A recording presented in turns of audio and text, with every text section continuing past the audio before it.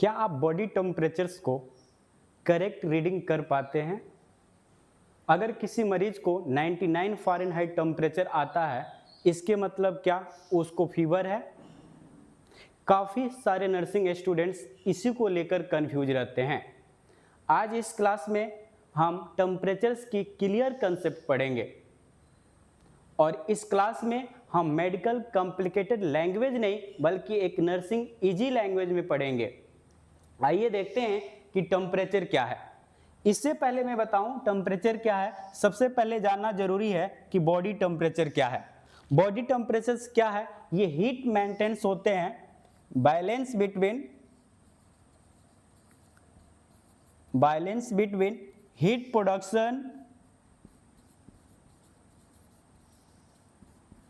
Production and heat loss. आपसे कोई पूछे कि बॉडी टेम्परेचर क्या है तो आप बता सकते हैं एक बैलेंस होते हैं, संतुलित होते हैं किसके बीच में? हीट प्रोडक्शन और हीट लॉस के बीच में। उसके बाद नेक्स्ट देखते हैं कि थर्मोजेनेसिस।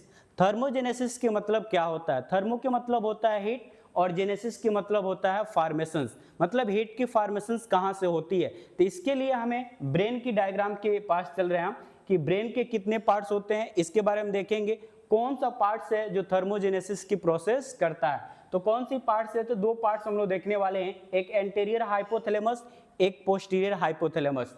एंटीरियर हाइपोथैलेमस किसके लिए रिस्पांसिबल होता है? तो थर्मोजेनेसिस के लिए। किसके लिए रिस्पांसिबल होता है? थर्मोजेनेसिस के लिए। Anterior hypothalamus.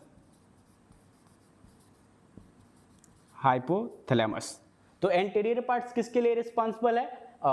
थर्मोजेनेसिस के लिए। और पोस्टीरियर पार्ट्स किसके लिए रिस्पांसिबल है?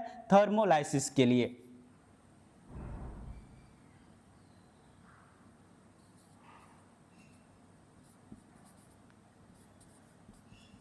पोस्टीरियर पार्ट्स किसके लिए हो गया? थर्मोलाइसिस के लिए। एक क्वेश्चन हरदम पूछे जाते हैं कि हीट रेगुलेटरी सेंटर्स कौन से हैं, मतलब हीट्स को, हमारे बॉडी के जो हीट प्रोडक्शन और हीट लॉस है, इसको कौन से पार्ट्स ब्रेन को मेंटेन्स करता है? तो कौन से पार्ट्स मेंटेन्स करता है? तो उसको हम लोग हाइपोथैलेमस। कौन सी पार्ट्स है? हाइपोथैलेमस। ब्रेन का हाइपोथैलेमस ही है जो हीट्स को क्या करता है? मेंटेन करता है। एक एग्जाम पॉइंट से काफी इंपॉर्टेंट क्वेश्चन है कि नॉर्मल बॉडी टेम्परेचर कितना होता है। नॉर्मल बॉडी टेम्परेचर हर एक स्टूडेंट्स को पता है कि 98.6 फ़ारेनहाइट होता है। तो क्या 99 किसी व्यक्ति का टेम्परेचर है तो आप उसे फीवर बता सकते हैं? नहीं। इसीलिए नॉर्मल टेम्परेचर्स को रेंज दिए गए हैं कि 98.6 से लेकर 100.4 फ़ारेनहाइट है तो दैट विल कंसीडर नॉर्मल। अगर बॉडी टेम्परेचर 100.4 फ़ारेनहाइट से अबव जाता है then he will consider abnormal, मतलब नीड टू एक्शन, हमें एक्शन की जरूरत होती है।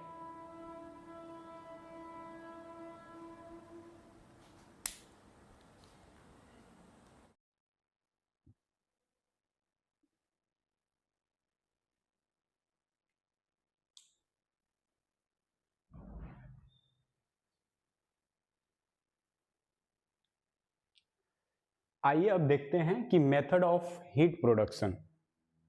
हीट प्रोडक्शंस के मतलब ये नहीं कि शरीर में गर्मी होना। हीट प्रोडक्शंस के मतलब है कि आपको कितना एनर्जी मिल रही है और उसके वजह से आपकी शरीर कितना हीट प्रोडक्शंस कर रहा है, इसके बारे में। तो आपको 1 ग्राम कार्बोहाइड्रेट यदि आप लेते हैं तो आपको कितना कैलोरी आपको एनर्जी मिलती है? 4 किलो कैलोरी आपको एनर्जी मिलती है।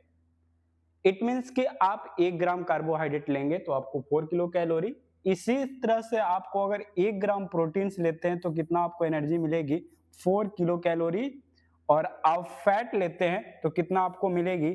9 किलो कैलोरी।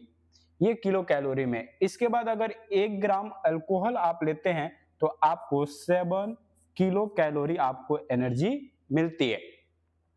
लेकिन सबसे ज्यादा है कि हम एनर्जी को मेजर्स किस में करते हैं? तो जूल में करते हैं। तो ये हमें पता हो जानी चाहिए कि 1 ग्राम कार्बोहाइड्रेट से हमें कितना जूल एनर्जी मिलता है।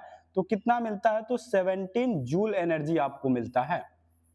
कितना एनर्जी मिलता है? 17 जूल एनर्जी आपको मिलता है। ठीक उसी प्रकार बात करें कि प्रोटीन से, तो प्रोटीन से भी आपको कितना मिलता है? 17 जूल आपको एनर्जी मिलता है। लेकिन बात करें कि 1 ग्राम फैट से आपको कितना एनर्जी मिलता है, तो इससे सबसे ज्यादा आपको एनर्जी मिलती है, दैट इज द 37 जूल आपको एनर्जी मिलती है। एक जो अल्कोहल है, अल्कोहल से कितना एनर्जी जूल में मिलती है, ये आप कमेंट करके जरूर बताएं। कमेंट करके जरूर बताएं कि आपको 1 ग्राम अगर अल्कोहल लेते हैं तो आपको कितना जूल एनर्जी मिलता है। आइए देखते हैं हम next topic, that is the method of heat loss. इसके पहले हम लोगों ने देखा था कि मेथड ऑफ हीट प्रोडक्शन मतलब आपके शरीर में किस तरह से हीट का प्रोड्यूस होता है। अब हम देख रहे हैं कि किस तरह से हीट लॉस होती है।